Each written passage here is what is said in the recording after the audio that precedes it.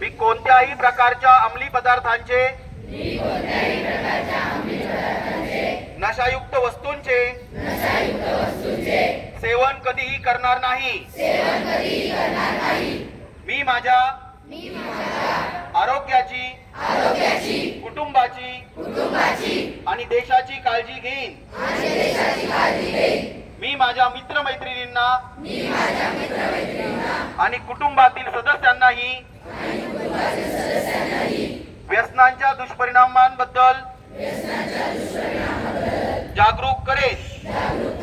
माझ्या आजूबाजूला कोणीही व्यसनाच्या आहारी जात असेल तर त्याला योग्य ती मदत करून व्यसनमुक्त करण्याचा प्रामाणिक प्रयत्न करेल।